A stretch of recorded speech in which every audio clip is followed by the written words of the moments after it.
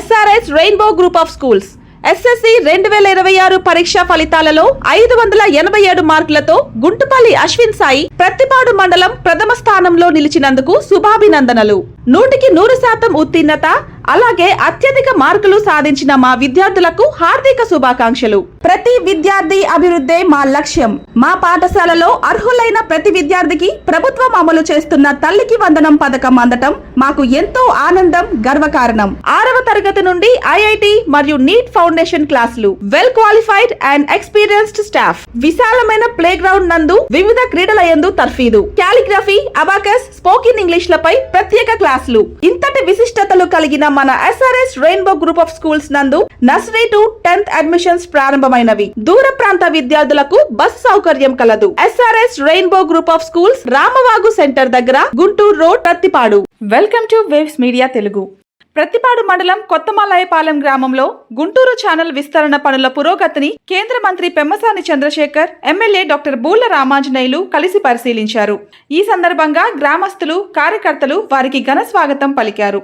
అనంతరం ఎమ్మెల్యే మాట్లాడుతూ సీఎం నారా చంద్రబాబు నాయుడు సాగునీటి ప్రాజెక్టులకు అత్యంత ప్రాధాన్యత ఇస్తున్నారని చెప్పారు. గుంటూరు ఛానల్ ఆధునీకరణ పూర్తయితే గుంటూరు జిల్లాతో పాటు పరిసర ప్రాంతాల్లో వేలాది ఎకరాలకు సాగునీరు అందుతుందని, చివరి ఆయకట్టు రైతులకు కూడా సకాలంలో నీరు చేరి పంట దిగుబడులు పెరుగుతాయని పేర్కొన్నారు. ఈ నెలలోనే గుంటూరు ఛానల్ ఆధునీకరణ పనులకు సీఎం చంద్రబాబు శంకుస్థాపన చేయనున్నట్లు వెల్లడించారు. ఈ కార్యక్రమంలో కూటమి నాయకులు, నీటి సంఘాల అధ్యక్షులు, రైతులు మరియు కార్యకర్తలు పాల్గొన్నారు. ఫ్రంట్ లో ఉండేటువంటి ఇనిషియల్ కెనాల్ అంతా కూడా కొంత పూడికలు కానీ ఏమైనా రావటం కానీ, వాటర్ కిందకి రాకపోతే దీనివల్ల ఉపయోగం ఉండదని చెప్పి ఎమ్మెల్యేలందరూ నరేంద్ర గారు, అదేవిధంగా రామాంజనేయులు గారు, మేము ముఖ్యమంత్రి గారిని మరోసారి కోరటంతో మళ్ళీ మనం 370 కోట్ల రూపాయల ఎస్టిమేషన్ తోటి గుంటూరు ఛానల్ 47 కిలోమీటర్లు ఏదైతే ఉందో దానికి మోడర్నైజేషన్కి ఈ రోజున టెండర్లు పిలిచారు. ఈ రోజున పేపర్లో అవి కూడా ఒక నెల రోజుల్లో టెండర్లన్నీ అయిపోతే ఆ వర్క్ కూడా స్టార్ట్ అయితే అప్పుడు మోడర్నైజేషన్, ఈ ఛానల్ ఎక్స్టెన్షన్ జరగడం వల్ల ఇప్పుడు వరకు ఉన్నటువంటి 27,000 ఎకరాలతో పాటు ఇంకో దాదాపు ఒక 50,000 ఎకరాలు, దాదాపు 75,000 ఎకరాలు మొత్తం ఆయకట్టు సాగులోకి రావటం కానీ, ఈ ప్రాంతంలో అనేక గ్రామాలకి మంచినీటి వసతులు రావటం కానీ, అదేవిధంగా రైతుల ఆదాయం పెరగటం కానీ, రైతుల పొలాలు రేట్లు పెరగటం కానీ. ఈ గ్రామంలోనే చూసుకుంటే జగన్మోహన్ రెడ్డి గారు ఉన్నప్పుడు ఈ ప్రాంతంలో భూమి కొనేవాళ్ళు లేరు, కొన్నా కూడా 15 లక్షల ఎకరం ఉండేది. మేము వచ్చిన వెంటనే ఆటోమేటిక్గా 15 లక్షలు ఉండేటువంటి ఎకరం 25 లక్షలకు వెళ్ళింది. ఇప్పుడు ఈ గుంటూరు ఛానల్ ఎక్స్టెన్షన్ వల్ల మళ్ళీ ఇంకో 10-15 లక్షలు పెరిగినటువంటి పరిస్థితి ఈ రోజున.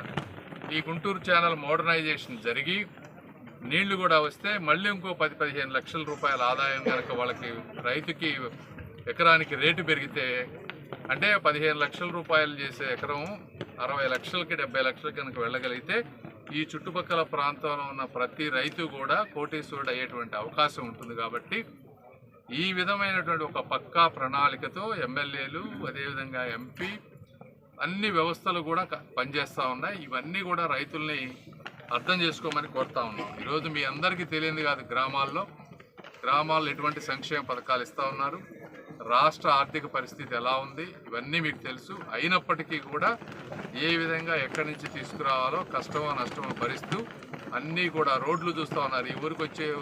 ఈ గ్రామానికి వచ్చేటువంటి రోడ్డు కూడా మళ్ళీ మనం వచ్చిన తర్వాతే ప్రతిపాడులో అన్ని రోడ్లన్నీ వేసుకుంటూ వచ్చాం. చెరువులన్నీ వాటర్ నీళ్ళని నింపుతూ ఉన్నారు.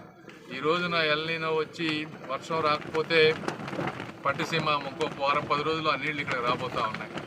ఈ విధంగా ఒక దీర్ఘకాలిక ప్రయోజనాలతో పనిచేసేటువంటి ప్రభుత్వాన్ని గుర్తుపెట్టుకోవాలని, అవగాహన రహితంగా, ఆలోచన లేని విధంగా, వీటి పట్ల ఎటువంటి ఒక నిబద్ధత లేని వ్యక్తులు ఎవరైతే ఉన్నారో ప్రతిపక్షంలో నిరంతరం గొడవలు పెట్టుకోవటం, అల్లర్లు చేయటం, అరాచకం సృష్టించటం చేసేటువంటి వ్యక్తులకి ఉన్నటువంటి డిఫరెన్స్ అర్థం చేసుకొని మళ్ళీ ఎటువంటి తప్పులు చేయకుండా ప్రజలు ఉండాలని మనస్ఫూర్తిగా కోరుకుంటూ సెలవు తీసుకుంటా ఉన్నాను. Thank you. ప్రతిపాడు నియోజకవర్గానికి ఇండస్ట్రీస్ ఏమన్నా వచ్చే అవకాశం ఉందా? ఉపాధి మాట్లాడిన తర్వాత ఎమ్మెల్యే గారు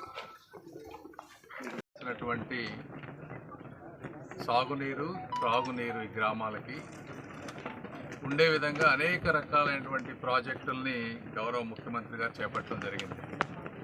2014 గవర్నమెంట్ వచ్చిన వెంటనే ఆ రోజు దాదాపు 1300 కోట్ల రూపాయలతోటి యుద్ధ ప్రాతిపదికన సంవత్సరం రోజుల్లో గోదావరి జలాలు కృష్ణా డెల్టాకి వచ్చే విధంగా పట్టిసీమ ప్రాజెక్ట్ తీసుకొచ్చారు. ఆ రోజు అది తీసుకురావడం వల్ల 30-35 బస్తాలు పండేటువంటి వరి 40-45 బస్తాలు పైన పండేటువంటి పరిస్థితి ప్రతి ఎకరానికి. ఆ రోజు ప్రతిపక్షాలు ఆరోపించాయి పోలవరం అయిపోతూ ఉంది, ఇది వేస్ట్ అవుతుందని. 2014 నుంచి ఈరోజు తీసుకుంటే 2026 వచ్చే సంవత్సరానికి పోలవరం 2027, అంటే దాదాపుగా 10 సంవత్సరాలు, దగ్గరగా 10 సంవత్సరాలుగా ఈ ప్రాంతానికి పట్టిసీమ ఎత్తిపోతల పథకం ద్వారా ఖర్చు ఆ రోజు 1300 కోట్లు పెడితే ఈ రోజున 32,000 కోట్ల రూపాయల రైతులకు ఆదాయం పెరిగేటువంటి పరిస్థితి 10 సంవత్సరాల్లో దాదాపుగా. పొరపాటున జగన్మోహన్ రెడ్డి గారు కనుక ఈ 2024లో వచ్చుంటే పోలవరం అయ్యేదో కాదో కూడా దేవుడికి కూడా తెలిసేది కాదు. అటువంటి దూరదృష్టితో ఆ రోజున పట్టిసీమ చేయటం జరిగింది. రెండోది, ఈ రోజున పోలవరం కూడా మీరు చూస్తూ ఉన్నారు. యుద్ధ ప్రాతిపదికన ముఖ్యమంత్రి గారు ప్రతి నెల రివ్యూస్ తీసుకుంటూ, అదేవిధంగా నిమ్మల రామానాయుడు గారు దాన్ని కూడా వచ్చే సంవత్సరం ఎట్టి పరిస్థితుల్లో చేయాలనే ఉద్దేశంతో పరుగులు పెట్టిస్తూ ఉన్నారు. అవి కూడా అయితే మన చుట్టుపక్కల అనేక 1,50,000 ఎకరాలకు పైగా ఈ పంటలకి మళ్ళీ రెండో పంట వేసుకోవడానికి ఇబ్బంది లేకుండా ఉంటుంది, రైతులకు ఆదాయం పెరిగేటువంటి పరిస్థితి. రెండోది గుంటూరు ఛానల్ తీసుకుంటే మనకి ఇందులో 2 కావాలి, ఎక్స్టెన్షన్ కావాలి. ఎందుకు ఈ 47 కిలోమీటర్ తర్వాత 47 కదా 47 నుంచి 47 కిలోమీటర్ తర్వాత ఎక్స్టెన్షను, అదేవిధంగా మొత్తం ముందున్నటువంటి 47 కిలోమీటర్లకి మోడర్నైజేషన్. ఇప్పుడు అది కూడా ఆ 2 ప్రాజెక్టులు కూడా 14-19 మధ్య గౌరవ ముఖ్యమంత్రి గారు టెండర్లు పిలిచి వర్కులు స్టార్ట్ చేయబోయేటువంటి పరిస్థితుల్లో గవర్నమెంట్ చేంజ్ అవడంతో అవి కూడా ఆగిపోయినాయి. ఆ రోజున మళ్ళీ మనం వచ్చిన తర్వాత కూటమి ప్రభుత్వం గత 2 సంవత్సరాల్లో ఇవి కూడా ఒక పద్ధతి ప్రకారం తీసుకొని రాష్ట్రం ఆర్థిక ఇబ్బందుల్లో ఉన్న ఏ రాష్ట్రం ఈ దేశంలో ఉన్నటువంటి సంక్షేమ పథకాలు ఇస్తూ కూడా వీటిని కూడా సాగునీటి ప్రాజెక్టులు ముందుకు తీసుకెళ్లేటువంటి పరిస్థితి తీసుకున్నాం. అంటే ఇక్కడే కాదు, రాష్ట్రం అంతా కూడా. అందులో భాగంగా గుంటూరు ఛానల్ ల్యాండ్ ఎక్విజిషన్కి మన 70 కోట్ల వరకు ఫేజ్ 1 తీసుకుంటే 28-29 కోట్లు రైతులకు ఇచ్చి పాత రేట్లకే అప్పుడు వచ్చినటువంటి కాంట్రాక్టర్ గారిని మనం రిక్వెస్ట్ చేసి వర్కులు స్టార్ట్ చేసాం. అక్కడక్కడ రైతులకు ఎక్కడైతే డబ్బులు రాలేదో అక్కడ వర్కులు జరగలేదు, మిగిలిన చోటంతా కూడా గుంటూరు ఛానల్ వర్క్ జరుగుతూ ఉంది. అవి కూడా ప్రతి నెల ఒక 10 కోట్ల రూపాయలు ట్రెజరీ నుంచి వచ్చే విధంగా చేసి వచ్చే 5-6 నెలల్లో దీన్ని ఒక రూపం తీసుకొస్తాం, ఎక్స్టెన్షన్. దీంతో పాటు గుంటూరు ఛానల్ మోడర్నైజేషన్. ఇది నాగరాజ్ భాయ్ అందరికీ ఒక్క నిమిషం సార్. Ready sir. అందరికీ నమస్కారం. రైతుల యొక్క ఆరాధ్య దైవం కేఎల్ రావు గారి జయంతి ఈరోజు 125వ జయంతి. ఎందుకంటే ఆయన రైతాంగానికి ఉపయోగపడేటటువంటి ప్రాజెక్టులు డిజైన్ చేసే విషయంలో దేశం మొత్తం మీద ఉన్నటువంటి ప్రాజెక్టులన్నింటిలో ఆయన కీలకమైనటువంటి పాత్ర. మరి అలాంటి మహానుభావుడు మన ప్రాంతానికి చెందినటువంటి వ్యక్తి కావడం కూడా మన అదృష్టం. ఈ సందర్భంలోనే జలహారతి అనేటువంటి పవిత్రమైనటువంటి కార్యక్రమాన్ని ఈరోజు మా ప్రియతమ ముఖ్యమంత్రి చంద్రబాబు నాయుడు గారు త్రివేణి సంగమం దగ్గర జరపడం అనేటువంటిది కూడా చూశారు. ఇంత పవిత్రమైనటువంటి దినంలో ఈరోజు మా కేంద్ర మంత్రి వర్యులు మేము, తర్వాత మా నాయకులందరూ కూడా, జనసేన పార్టీ నుంచి పొరపాటి నాగేశ్వరరావు గారు అందరూ కూడా మన గుంటూరు ఛానల్ యొక్క పనితీరు ఎలా ఉంటుంది ఏంటి అన్నటువంటిది ఈరోజు పరిశీలన చేయడం అనేటువంటి దీంట్లో ఉన్న ముఖ్య ఉద్దేశం. సో ఏదైతే జలహారతి అనేటువంటి కార్యక్రమంలో ఈరోజు ముఖ్యమంత్రి గారు సాక్షాత్తు గోదావరి కృష్ణా నది ప్రాంగణంలో ఒక శబ్దం చేశారు. 32,000 కోట్ల రూపాయలతో 33 irrigation project across the state, మన కోస్టల్ కావచ్చు, పాత ఇది కావచ్చు, రాయలసీమ కావచ్చు, అన్ని చోట్ల కూడా డేట్లు ఇచ్చారు. ఏ డేట్ నాడు శంకుస్థాపన చేస్తాం, ఏ డేట్ నాడు కంప్లీట్ చేస్తాం. నాకు తెలిసి బహుశా నా అడ్మినిస్ట్రేటివ్ సర్వీస్లో కూడా 35 సంవత్సరాలు దాదాపు 6 మంది ముఖ్యమంత్రులను చూశాం.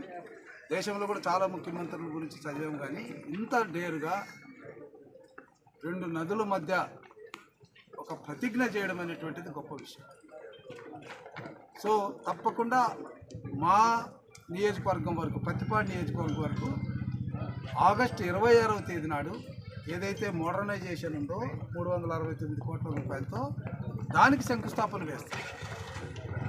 అంటే దీన్ని బట్టి ముఖ్యమంత్రి గారికి ఎంత చిత్తశుద్ధి ఉంది అన్నటువంటి విషయం ఈ రాష్ట్ర ప్రజలే కాదు, ఈ దేశ ప్రజలకు కూడా తెలుసు. అయితే మాకు ఆశ్చర్యకరమైనటువంటి విషయం ఏంటంటే మా వైసీపీ నేత, ఆయన నీడలో ఉండేటటువంటి చిన్న చిన్న నేతలు, వీరభక్తులు అనొచ్చు, వాళ్ళకి అవగాహన ఉందో లేదో మాకు తెలియదు. ఇప్పుడేదో మోసం అంటున్నారు, ఏం చేశారంటున్నారు. అరే వచ్చి చూడండి అయ్యా, కొద్ది పొలాల్లోకి వచ్చి లేదా మాతో పాటు వస్తే కొద్దిగా వైసీపీ నాయకులు వచ్చి ఇట్లాంటి అభివృద్ధి కార్యక్రమాల్లో మీరు కూడా చూడండి. పోనీ మా ఎదురుగా రావడానికి మీకు కాస్త సిగ్గు అనిపిస్తే మేము లేనప్పుడన్నా వచ్చి దొంగచాటుగా చూడండి, చూసి ఏం జరుగుతుందో గమనించండి. ఇదే పత్తిపాడు నియోజకవర్గమే, మిగతా 175 నియోజకవర్గాలు అవసరం లేదు. మేము ఈరోజు ఛాలెంజ్ చేస్తున్నాం. మీ 5 సంవత్సరాల వైసీపీ పాలనలో పత్తిపాడు నియోజకవర్గంలో ఏం చేశారో చెప్పండి. ఈ 2 సంవత్సరాలు కూటమి ప్రభుత్వంలో మా ప్రియతమ ముఖ్యమంత్రి నారా చంద్రబాబు నాయుడు గారి నేతృత్వంలో మా కేంద్ర మంత్రి సహకారంతో మేమేం చేశామో